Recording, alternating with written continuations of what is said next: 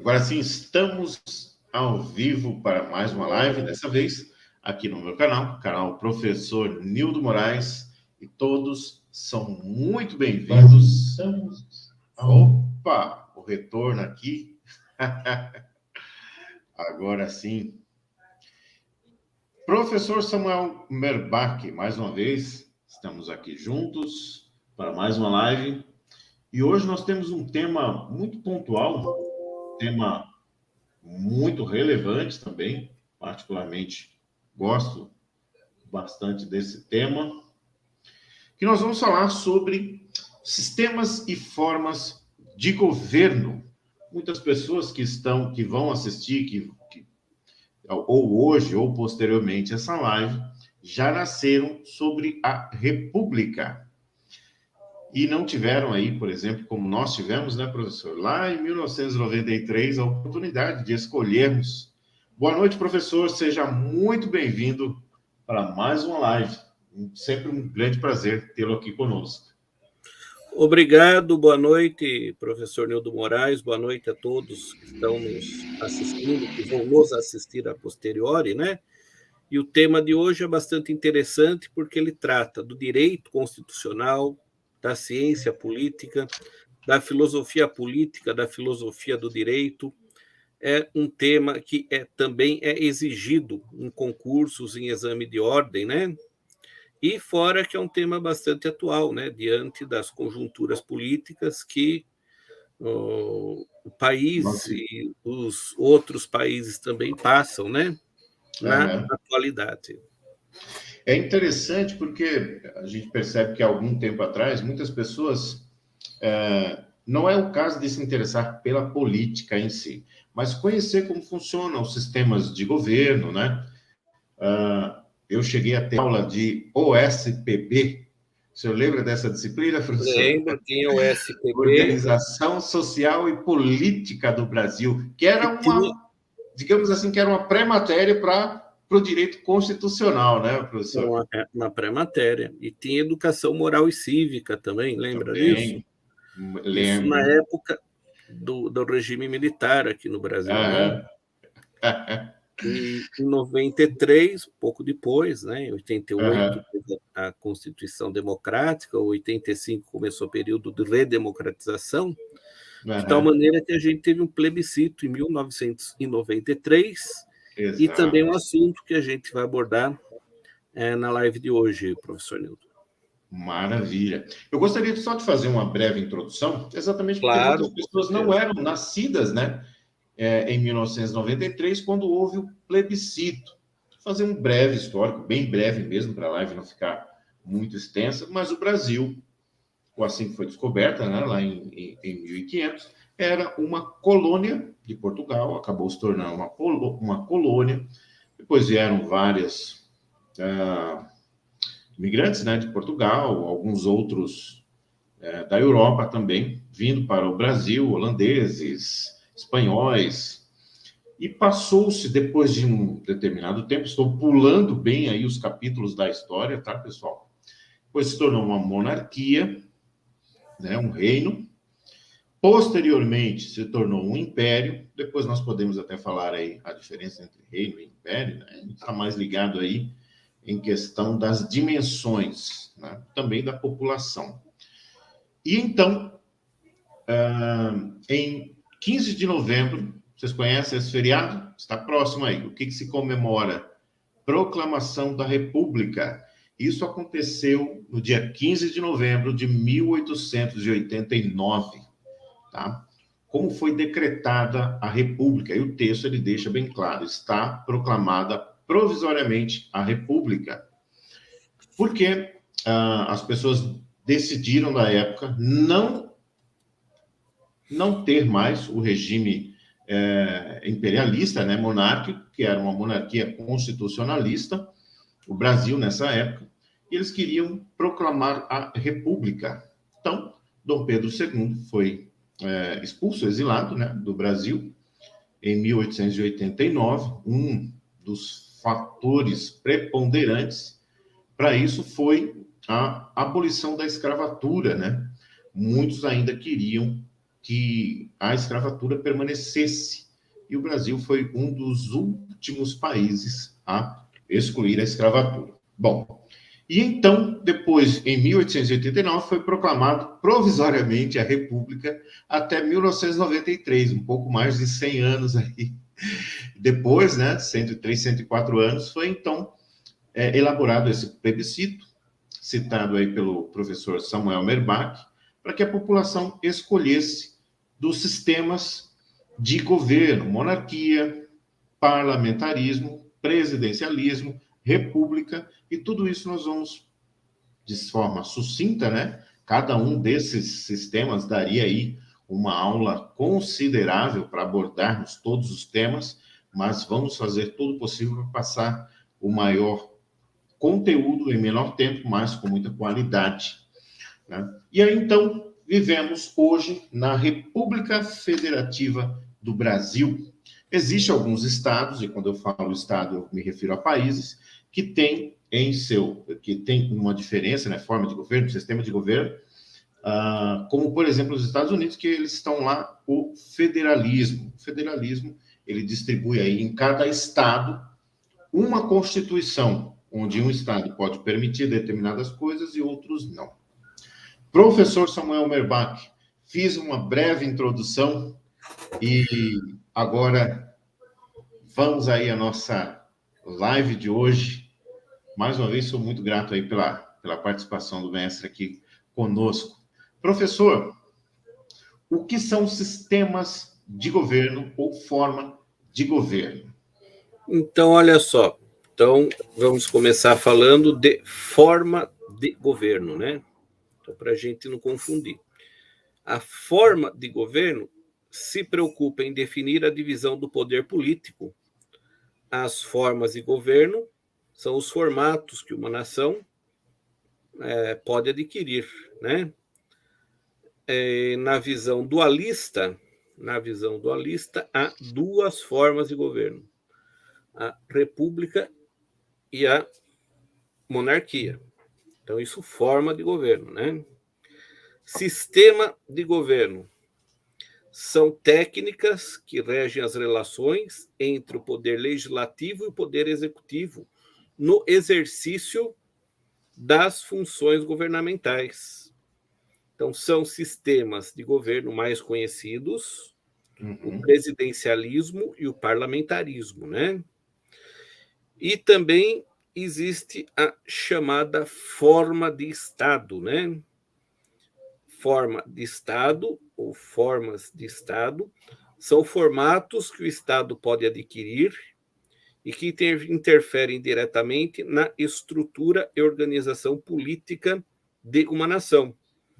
Então, os estados, as formas de Estado mais conhecidas são o Estado federal e o Estado unitário, né? No nosso caso, nós somos um Estado federal, onde a estrutura e organização política está dividida em estados e também municípios, que possuem certa autonomia, mas não têm independência política em relação ao Estado central. Soberania, né? Sim. Soberania e autonomia. Sim, independência política, né? Uhum.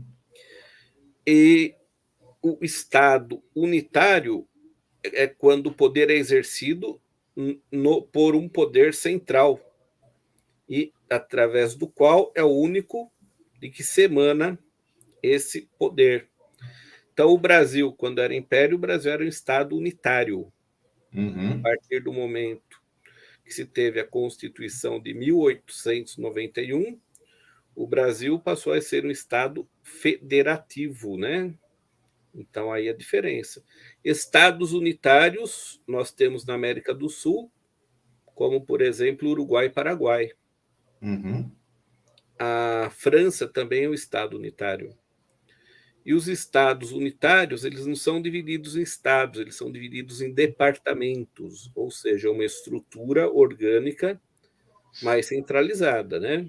O Brasil já não. O Brasil tem uma divisão política administrativa mais descentralizada em relação aos chamados estados unitários, né? Então, só para que a gente possa, primeiramente, definir os conceitos daquilo que vai ser abordado, né?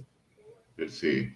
Então, para nós revisarmos aqui, professor, monarquia e república. Desses dois centrais derivam vários outros, como a monarquia parlamentarista, que é o caso, por exemplo, da Inglaterra. Existe a rainha, mas tem um primeiro-ministro lá que, entre aspas, comanda, né? Mas, claro, tudo sobre a tutela lá da rainha Elizabeth, que já está no... O senhor sabe quando? Eu não lembro de cabeça, professor. Eu não vou fazer isso com o senhor também. Mesmo aproximadamente, o senhor lembra quando foi que ela subiu ao trono? Faz aí antes da Segunda Guerra Mundial, acho, né? Faz bastante tempo, várias décadas, né? Algumas décadas, né? Algumas décadas, né? Com Ela certeza. participou das duas guerras mundiais, participou de vários momentos muito históricos da humanidade, né? E nós temos, por exemplo, no Japão, que é um império, Suécia, que é uma... Suécia, algumas pessoas falam que a Suécia é uma monarquia parlamentarista, uma monarquia constitucionalista, e não quero falar besteira aqui, então não vou nem me aprofundar nesse tema, porque eu não estudei a forma de governo lá da Suécia. Então, mas só para colocar alguns exemplos daquilo que nós estamos falando aqui na live, tá, pessoal? Então, professor, dentro da República, o que nós podemos ter aí de diferença do presidencialismo, parlamentarismo? Ouvimos aí durante um período, né, recentemente, falando sobre um parlamentarismo branco. Não vamos entrar em questões políticas, apenas como a gente sempre faz aqui nas lives, passando informações, né? Então, dentro da República, o que nós podemos encontrar da organização, por exemplo? Uma organização presidencialista, parlamentarista.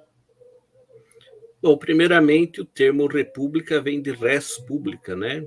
Que é um termo oriundo do direito romano, né? A coisa pública, né? Ao passo que monarquia significa o governo de um só, né? Então, só para a gente falar um pouquinho da parte histórica. Divisão essa que já foi feita anteriormente por Aristóteles, né? E também, professor Nildo, o termo plebiscito, né? Que também vem da Grécia Antiga, né? E como a gente falou em plebiscito, o que seria um plebiscito, né?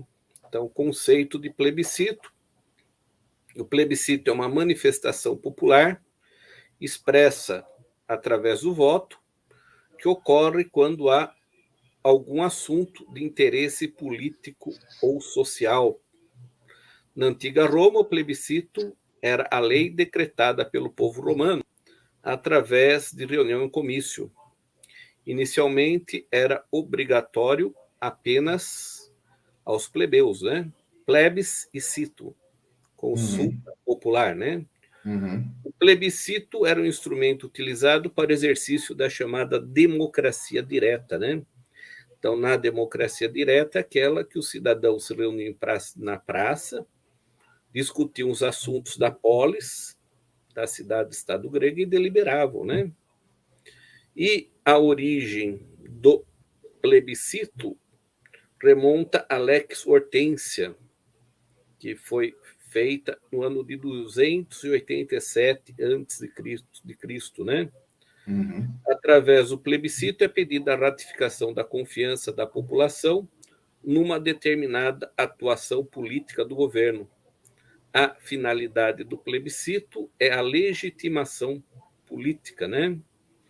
Então, no regime democrático, através do plebiscito, o povo é convocado para emitir sua opinião, escolhendo, sim ou não, a execução de determinada decisão governamental. Esse instrumento é utilizado numa fase anterior à elaboração de qualquer lei sobre a proposta do governo. Caso a maioria escolha assim, então é dada continuidade ao processo de elaboração de toda a legislação, né? Então, só para a gente fazer um complemento do plebiscito. Tranquilo, né? Uma coisa também importante, que está dentro do direito constitucional, é a diferença entre plebiscito e referendo, né? Uhum. Então, olha Ótimo. só, o plebiscito funciona de forma diferente do referendo, porque no referendo o povo é chamado para votar após a legislação sobre determinado tema já ter sido elaborada e aprovada pelo Estado. Nesse caso, o povo deverá aceitar ou não. Um exemplo de referendo foi o referendo sobre a proibição da comercialização de armas de fogo e munições, que foi realizado em 23 de 2005. outubro de 2005 e que foi rejeitado pela maioria, né? Então, Acho que são ficou temas, bem. sim, são temas que estão bastante Não, é evidência, temas ligados, recentes, né? são recentes, sim, sim, e que estão, né, bastante ligados ao tema da nossa live, né? Sim, com Agora, certeza. fazendo uma breve comparação entre monarquia e república, né? Uhum. Tanto a monarquia quanto a república são sistemas de governo, entretanto, a república é diferente da monarquia na forma de governar, claro, né? Uhum. Na monarquia, o chefe de Estado se mantém no poder durante toda a vida ou até ele abdicar, né? Uhum. Na república, o chefe de Estado é eleito democraticamente por um determinado período, né? Um mandato no Brasil, né? Por 4 exemplo, anos. 4 anos. Em uma monarquia, com exceção das monarquias eletivas, que quase não existem, né? A hereditariedade é um fator importante, né? Uhum. O regime e os filhos dos monarcas são Os seus sucessores, né? sucessores.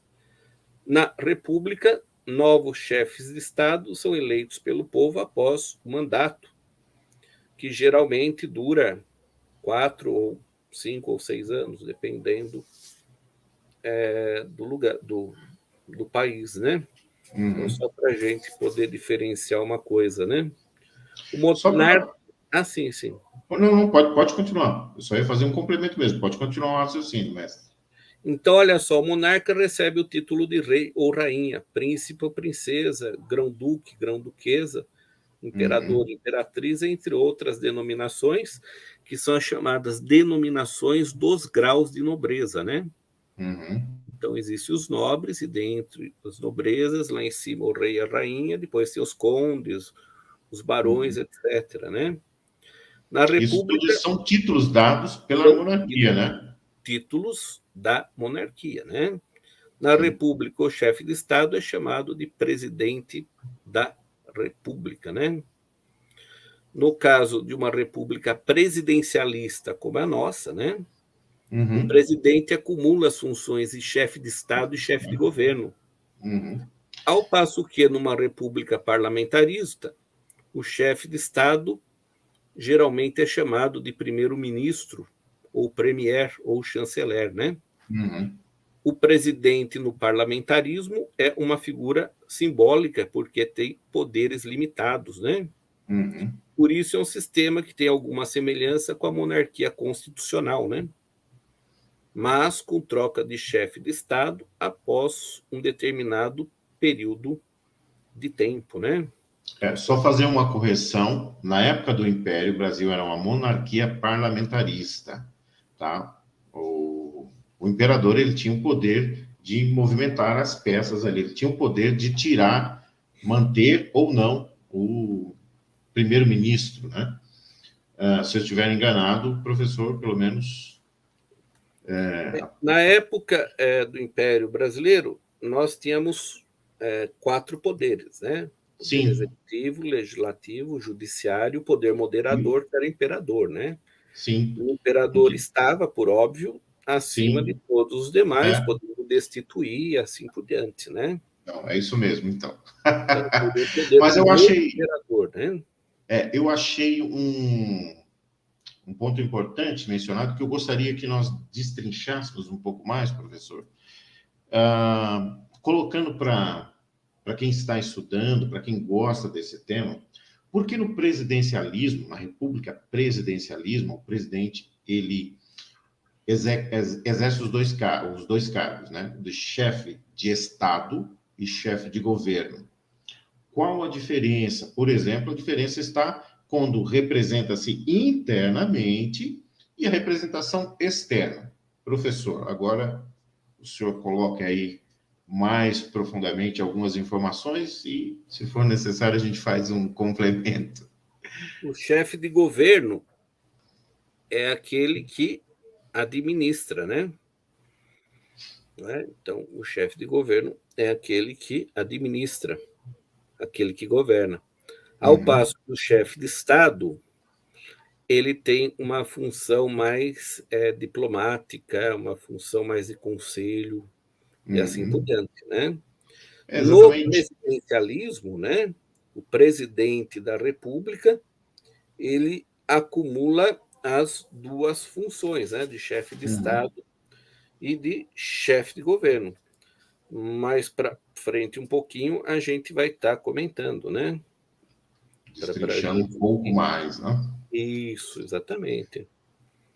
Pessoal, se vocês quiserem comentar algumas coisas, sugerirem também algo para que a gente possa trazer aqui para vocês. Isso é muito importante e nos ajuda a trazermos um conteúdo que vocês verdadeiramente gostariam de ouvir e de assistir, né? O objetivo é trazer isso mesmo, informação precisa para vocês. Né? E como nós estamos falando, como o professor Samuel mencionou aí, nós estamos abordando aqui a história, um pouco de história, filosofia do direito, ciência política, direito constitucional, tudo dentro em um ponto, que são as formas, né, e sistemas de governo. Estamos abrangendo aí uma forma multidisciplinar. Por exemplo, em ciência política, chama-se forma de governo ou sistema político, né? O conjunto das instituições políticas pelo meio das quais o Estado, né, se organiza. E tem também um outro teórico bem conhecido aí, que na verdade trouxe aí a tripartite, né? Quem era esse filósofo, professor? Trouxe lá a divisão dos poderes? O primeiro deles foi Aristóteles, né? Mais Depois, a Revolução Francesa. Maquiavel. O Maquiavel ele trabalha isso de uma forma mais realista, né? E Montesquieu na Revolução Francesa, né? Mas na realidade a tripartição dos poderes já foi na Grécia Antiga trabalhada por Aristóteles, né? Mais para frente o John Locke ele trabalha a bipartição dos poderes, ou seja, a questão do parlamento com o imperador, né? A bipartição. Segundo o Tratado de Governo Civil, né? E posteriormente, na Revolução Francesa, o Montesquieu, na obra O Espírito das Leis, ele trabalha tanto com John Locke quanto com Aristóteles, né? Claro que atualizando determinadas coisas para a época em que ele vivia, né? Então, a Revolução Francesa ela trouxe uma contribuição bastante grande para o direito constitucional e para a ciência política moderna, né? Então, isso é um ponto bastante importante para a gente estar comentando, né? E voltando anteriormente, professor Nildo, numa república parlamentarista, o chefe de governo é o primeiro-ministro, né? Primeiro-ministro é aquele que manda, que governa, né? O chefe de Estado, em sendo uma república parlamentarista, o chefe de Estado é o presidente da República. Em se tratando de um parlamento monárquico, o chefe de Estado é um representante da família real, né? Então, só para a gente tornar isso mais claro. Mais claro. Quem manda é chefe de Estado, é o premier, né? O primeiro-ministro, né? O chefe Em de alguns governo. casos... E o chefe de governo, ele é escolhido pelo parlamento. O parlamento se reúne, escolhe dentre os parlamentares o primeiro-ministro, né? Se for um parlamentarismo republicano, geralmente o presidente da República é eleito pelo povo.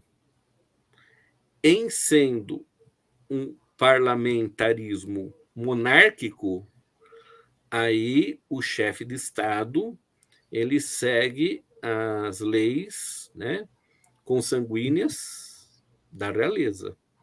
Então, só para a gente diferenciar um pouco esses conceitos, né, para que não haja confusão, né? Não, sim. Sendo que o presidencialismo moderno, né, ele surge principalmente nos Estados Unidos, né?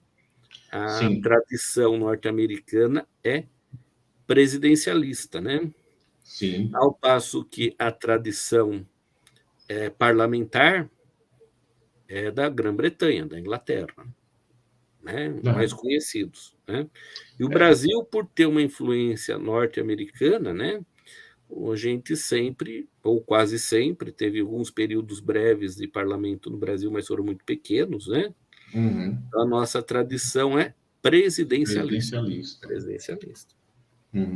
Nos dias de hoje, algumas monarquias constitucionais elas são mais comuns, né? O caso aí que o professor falou do Reino Unido, né? Os Países Baixos, a Suécia, e também as monarquias absolutistas, né? Como o Omã, a Arábia Saudita, e essas monarquias elas são totalitárias, absolutistas, onde existe uma grande limitação e domínio, né, do monarca sobre a população, né? O termo monarca ele vem ali do latim monarcha, que ele é originado, né, do grego. No idioma grego, a palavra é uma junção dos dois termos singular e líder, né? A monarquia ela vem lá de trás, inclusive nos tempos bíblicos, né? Onde o povo ali pedia para que Deus instituísse um rei sobre eles, né? Então isso já vem lá de trás, né? A monarquia remanescente de grupos tribais, e eles exerciam esse poder monárquico, né? De diversas formas, né? E temos aí alguns tipos de monarquia, né? O sistema monárquico ele começou a decair, né? Após a Primeira Guerra Mundial, que levou fim aí ao Império Russo, Alemão, Austro-Húngaro. E os tipos de monarquia seriam aí, né, professor? A monarquia religiosa. O que seria uma monarquia religiosa, mestre Samuel? Então, olha só, a monarquia religiosa, ela talvez seja o tipo de monarquia mais antigo do mundo, né? Os povos da antiguidade, como os egípcios, os astecas, tinham esta forma de governo, né? Eles entendiam a figura do monarca como sendo uma divindade, que era escolhido, né, por seres superiores, acima dos humanos, né, para exercer essa função. E por ter origem divina, o rei, em uma cultura monárquica sagrada ou religiosa, tinha poder ilimitado, né?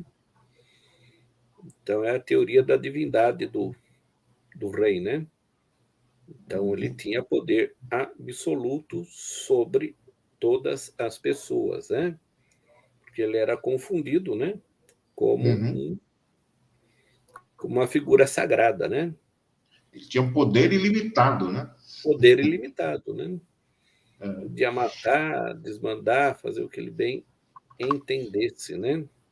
Porque ele era o poder supremo, poderia criar leis em que, de acordo com essas leis, eles não cometeriam crime algum, digamos assim. E uma outra monarquia, professor, seria a monarquia feudal. mais ali na Idade Média, né? Que seria aí a monarquia feudal. Então, na Idade Média, nós tivemos o tipo de monarquia feudal que passou por quase todos os países da Europa, né? Uhum. Devido à necessidade de se ter uma figura com poder centralizado, né? A ideia disso era melhorar a defesa dos territórios numa época em que as invasões eram comuns, né?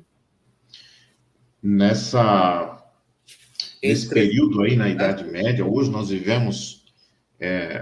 claro que existe aí umas rusgas, né, professor, entre um país e outro, aí vai o pessoal da diplomacia tentar conviver em paz, mas durante a Idade Média, pessoal, um reino vivia invadindo o outro.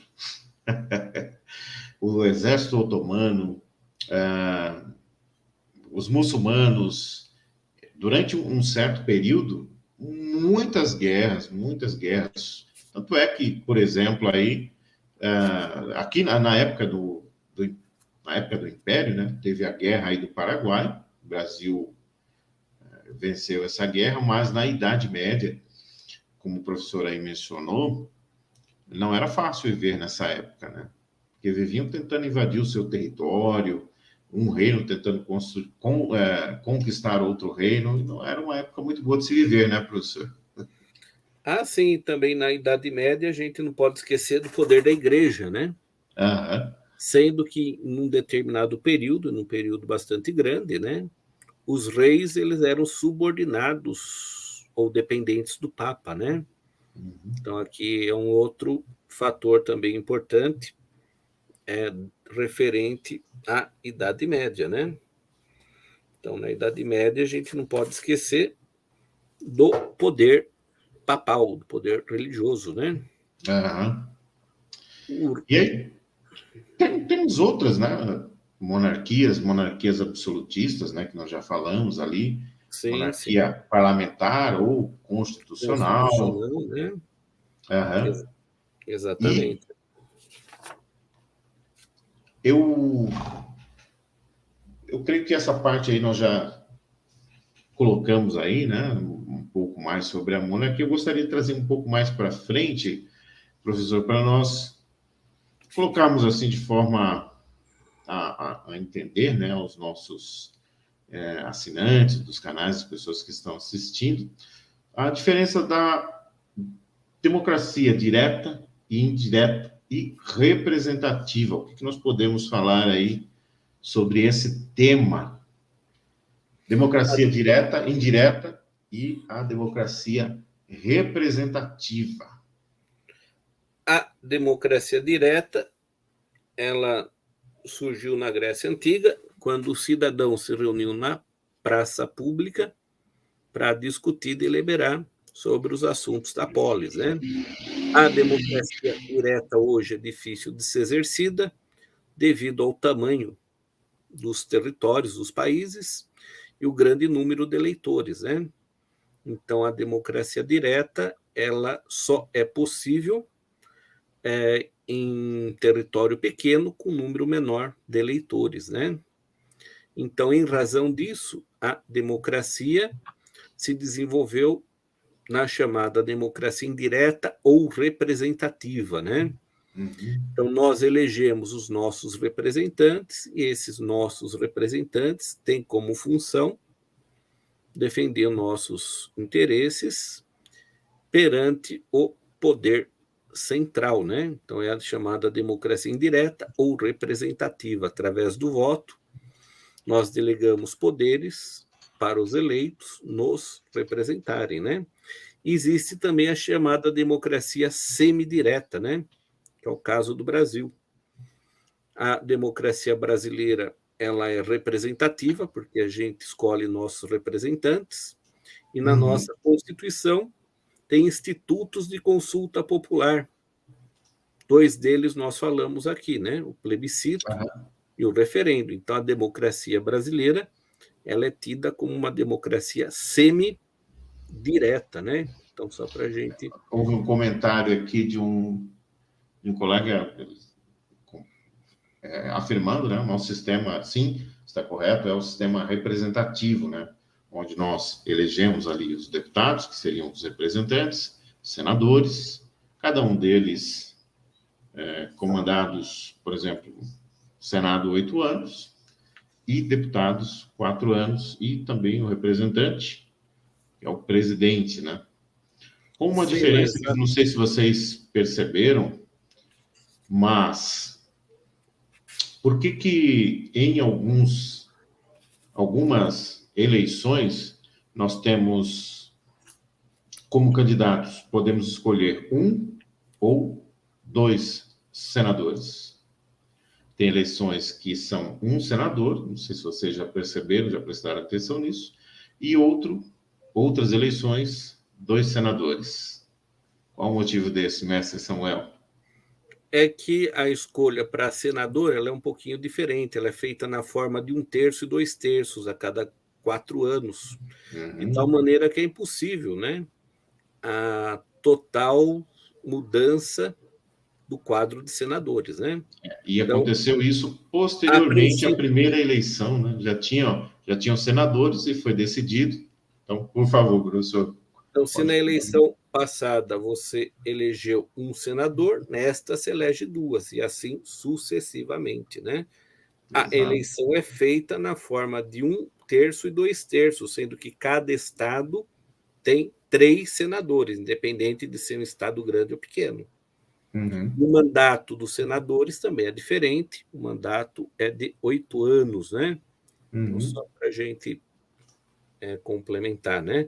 E a Constituição brasileira, ela tem instrumentos de consulta popular, como plebiscito, referendo, iniciativa popular, né? Então, em razão disso, a nossa democracia é semi-direta, né? uhum. Outro complemento. E, professor Nildo, vamos então comentar sobre a República? Tem bastante coisa Vamos, interessante, né? vamos. Então, já falamos um pouco, professor, mas para quem está chegando aí agora, o que seria a República? Então, olha só, a palavra república vem do latim res publica, que significa coisa pública, né? Uhum, Então, algumas características, né?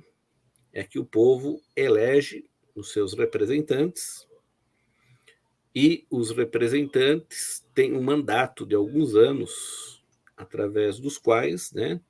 Se eles não forem reeleitos novamente, eles não mais ocuparão esse determinado cargo, né? Então, algumas coisas aqui que são interessantes, né? A gente tem vários tipos de república e, posteriormente, então, a gente dá ensejo, né, ao desenvolvimento desse tema, né? uhum. Perfeito. Agora, professor, quais assim as características dessa república, né? Então, segundo, vamos voltar um pouquinho a falar da história do direito, segundo Cícero, o grande orador romano, né? Uhum, A república tem 3 pilares, né? Vou falar 3 princípios fundamentais. Quais seriam eles? Povo livre, né? A autoridade do Senado, falando isso na parte de Roma, né? Depois vamos desenvolvendo isso. E o poder civil dos magistrados, né? Outros, vamos falar assim, doutrinadores, né? Entendem a república como sendo sinônimo de democracia, né? Mas na antiguidade haviam regras definidas sobre quem poderia participar nas deliberações do Estado, né? Então, na antiguidade, por exemplo, né, as mulheres e os escravos ficavam de fora, eles não tinham poder de decisão, né? uhum, Isso na época de Roma, né? Porém, existiram diversas repúblicas que apresentaram ou apresentam características distintas, né? a gente tem as chamadas repúblicas clássicas, que estão inseridas dentro das cidades-estado da Grécia, né? Como, por exemplo, Esparta e Atenas, né? Então, são alguns exemplos, né? E aí nós voltamos lá... Oh, pois não, mestre, perdão. Há diferentes repúblicas, né? Isso varia, né? De acordo com cada um dos países, né? Atualmente, existem dois tipos de república, conforme nós falamos anteriormente, a presidencialista ou parlamentarista, né? Sendo a república uma forma de governo em que o chefe de Estado é escolhido pelo povo, né?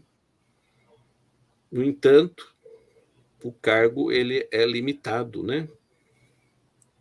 E o chefe de Estado é selecionado para o mandato, geralmente através do voto livre e secreto, né? Há diferentes repúblicas, por isso as regras políticas podem variar dependendo do país, né?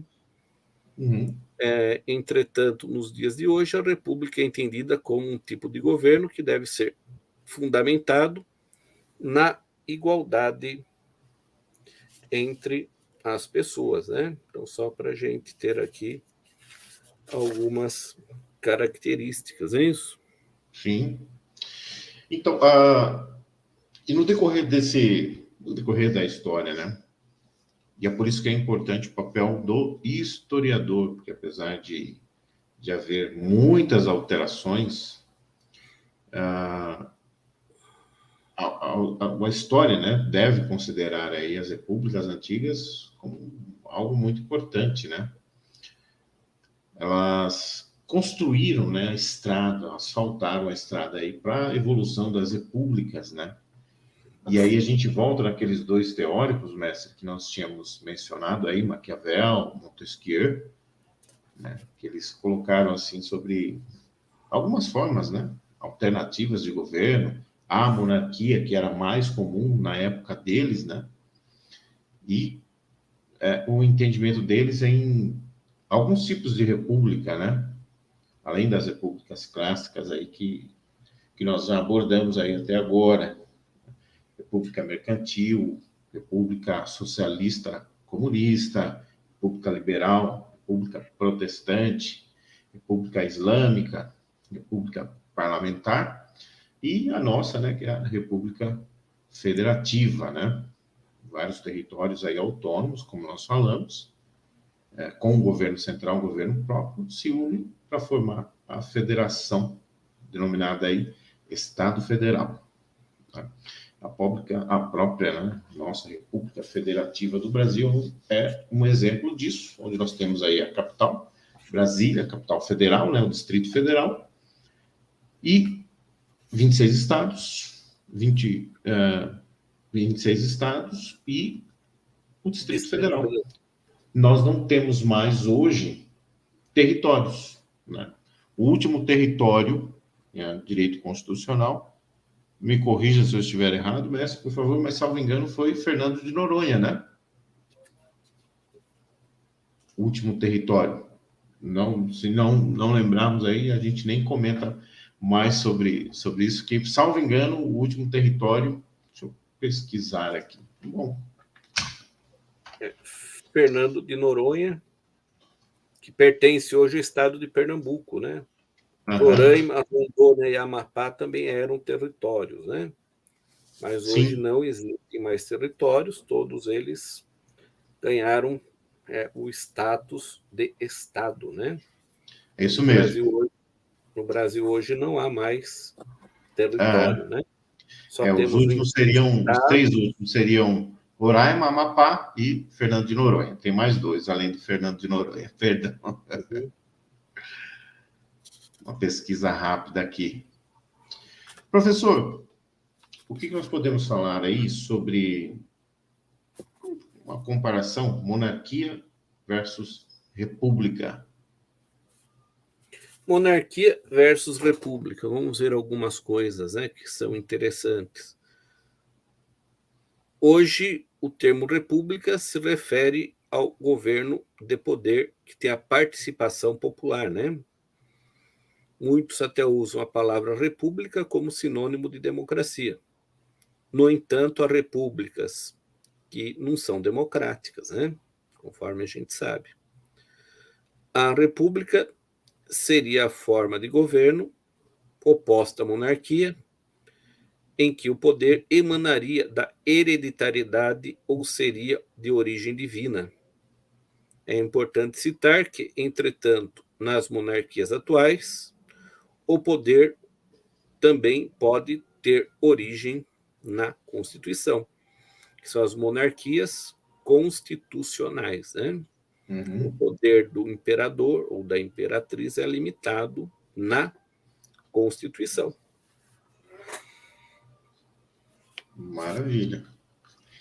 E qual comparação, da mesma forma, mestre, sobre o presidencialismo e o parlamentarismo? Então, olha só, o parlamentarismo e presidencialismo são dois sistemas de governo em que existem na maioria dos governos democráticos na atualidade, né? A finalidade é a mesma, né? Garantir a governabilidade e a segurança do Estado e dos seus cidadãos. A principal diferença entre os dois é o modo como é escolhido o chefe do Poder Executivo, né?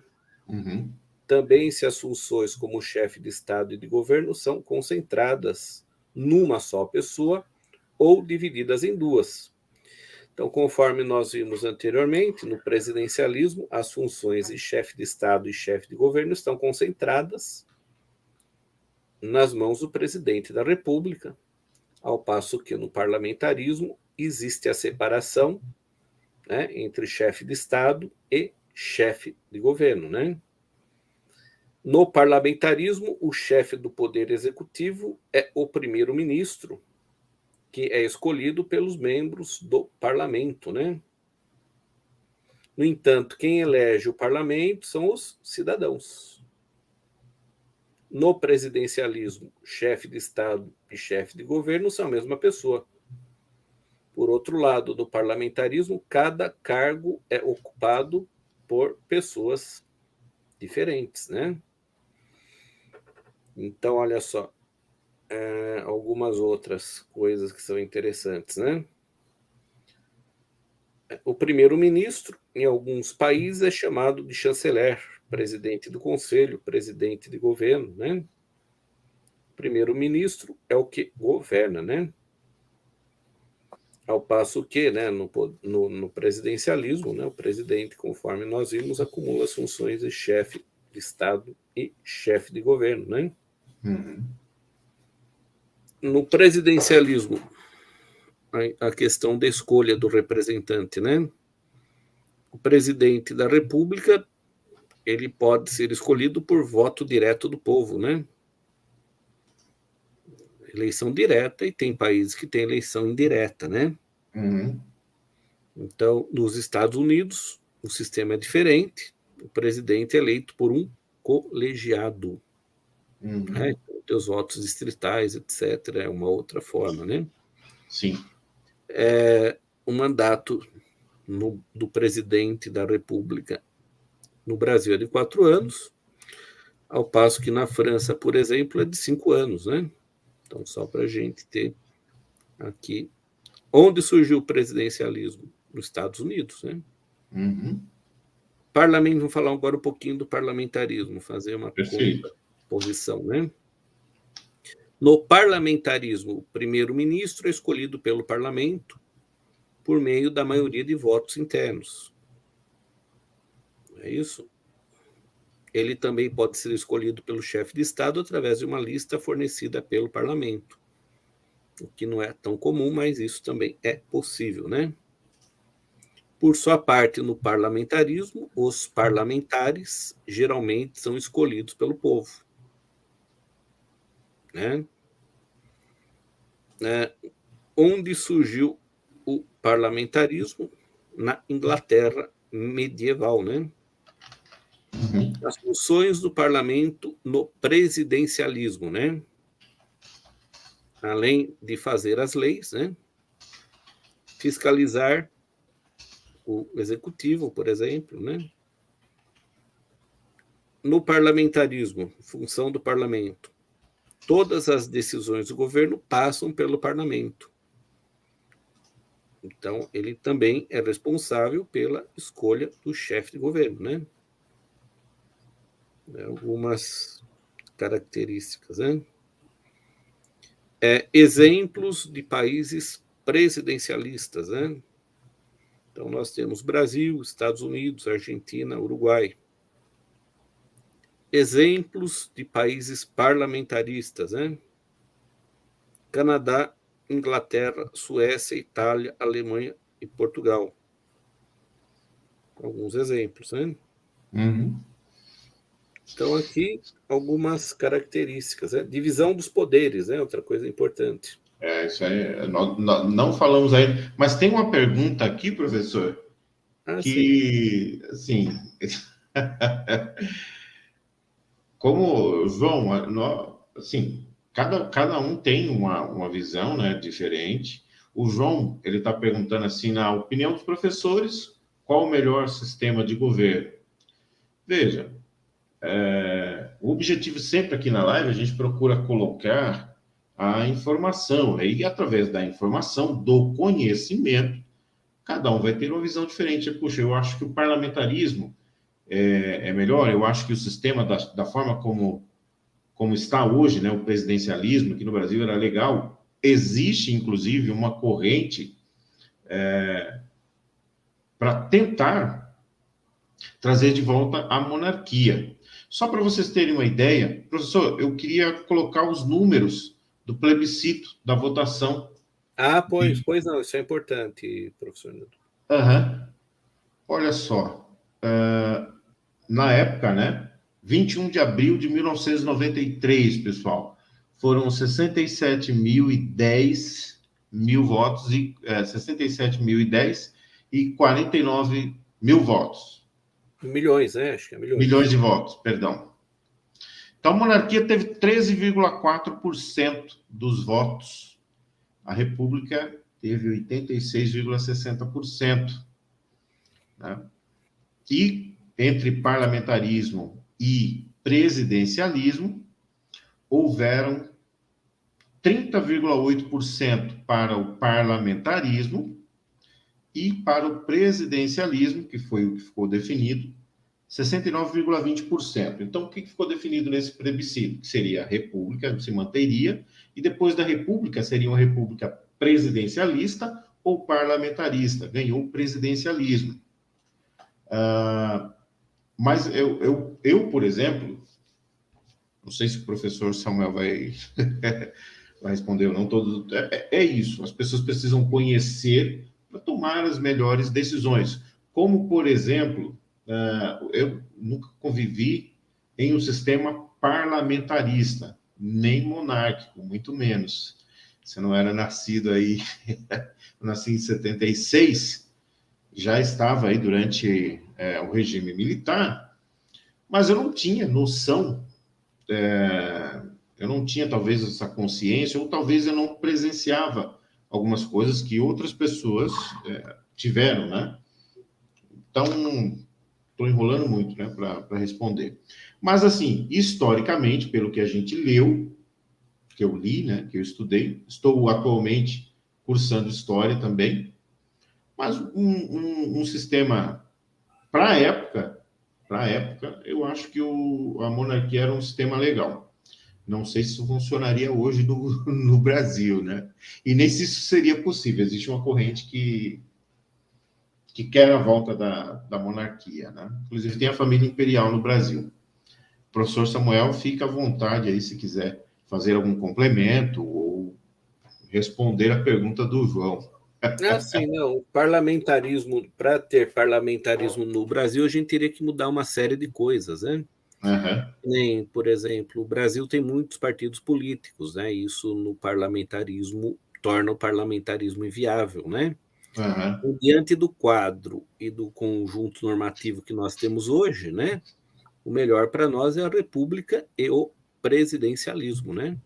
Para passar para o parlamento, a gente teria que mudar uma Muita coisa. estrutura orgânica muito grande, né? De tal passo que a curto prazo eu entendo que isso não é possível, né? Não seria possível, né? Não teria João, como. obrigado pela pergunta. Eu acho que é a primeira vez que você está participando aqui da live, não lembro de outras vezes. Seja muito bem-vindo, participe de outras lives. Toda quarta-feira tem uma live, ou aqui nesse canal, ou no canal do professor Samuel Merbach. Mas seja muito bem-vindo aí. Obrigado pela pergunta e espero ter respondido aí a sua pergunta e não ter deixado nenhuma dúvida. Mestre Samuel, vamos continuar? Sim, vamos continuar, com certeza, né? Quais seriam aí, professor? Nós já falamos sobre como funciona, e a pergunta do João vem bem a calhar com o tema aí que a gente vai, eu gostaria de abordar, seriam as vantagens e as desvantagens, né? Sim, os Qual a dois. desvantagem, por exemplo, de vantagens e desvantagens do parlamentarismo, por exemplo? Bom, Podemos vou começar começar falando do pelo presidencialismo, presidencialismo, né? pode ser? Podemos começar pelo presidencialismo. Então vamos lá, então. Vantagens do presidencialismo, algumas, né? Presidente eleito pelo voto direto ou indireto, ele possui legitimidade, né? Caso ele consiga construir uma base de aliados no Congresso, seu governo pode resultar em grande estabilidade institucional. Outra vantagem é o fato dos poderes atuarem de forma separada, mas interligados, né? O poder legislativo pode discutir e aprovar ou não uma decisão do executivo. Uhum. Isso reduz as chances do executivo implementar políticas que sejam desfavoráveis à população, né? Embora isso hoje, né, não aconteça. Né? Além disso, com os dois poderes são independentes, o sistema presidencial acaba garantindo maior estabilidade do executivo, né? Isto porque o chefe não pode ser destituído com a mesma rapidez, como, por exemplo, no regime parlamentar, né? Desvantagens do presidencialismo, né? Apesar de serem independentes, o presidente depende do legislativo para concretizar suas políticas e manter o governo estável. Quanto mais fragmentado for o sistema partidário, mais difícil é para o presidente obter apoio do Congresso. Além disso, atritos entre os poderes podem paralisar o governo, pois o executivo não consegue implementar suas políticas sem ter seus aliados, né? O chefe de Estado-governo também não pode ser retirado do cargo pelos congressistas sem que haja um processo demorado e desgastante, como, por exemplo, o impeachment, né?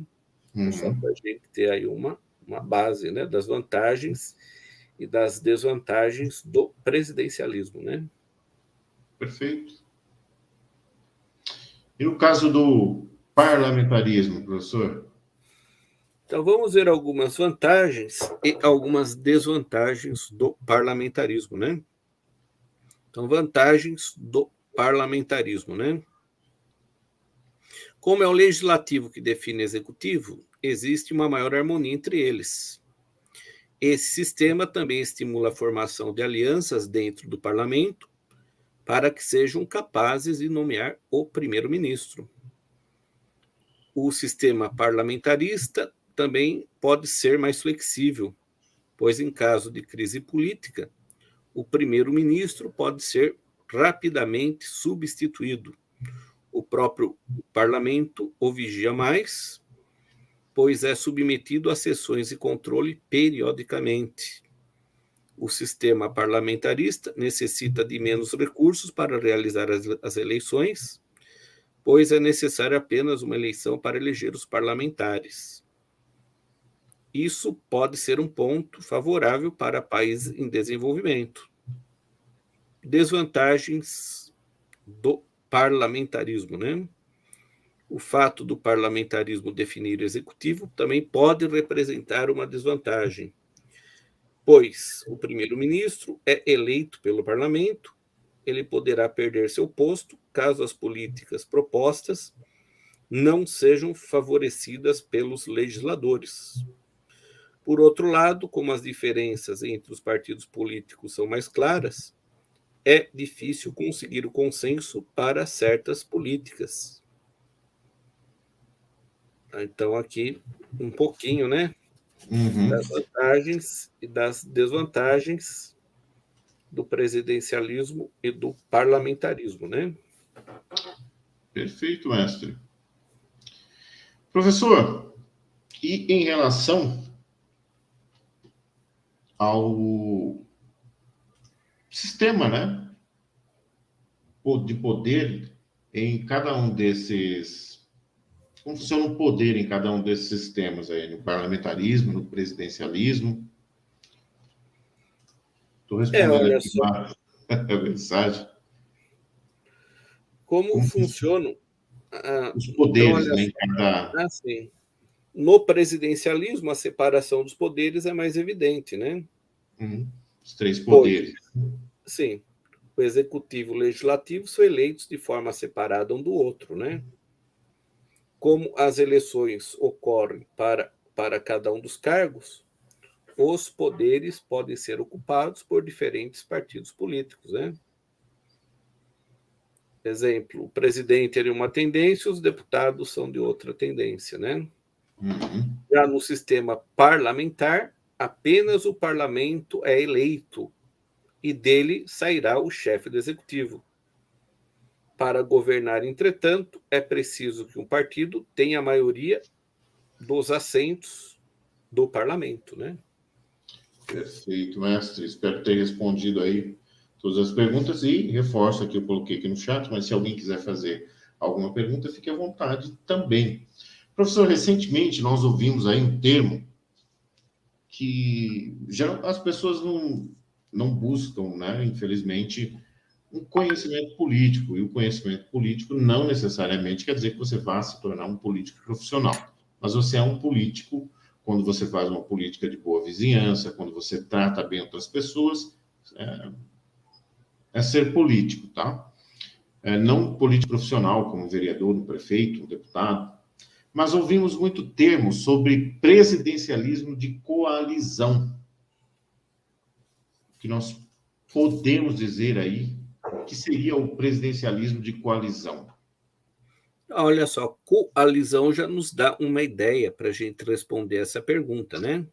Coalizão significa o ato de fazer alianças e acordos entre diferentes forças políticas do parlamento, né? Isso em busca de governabilidade dentro do sistema presidencialista, né?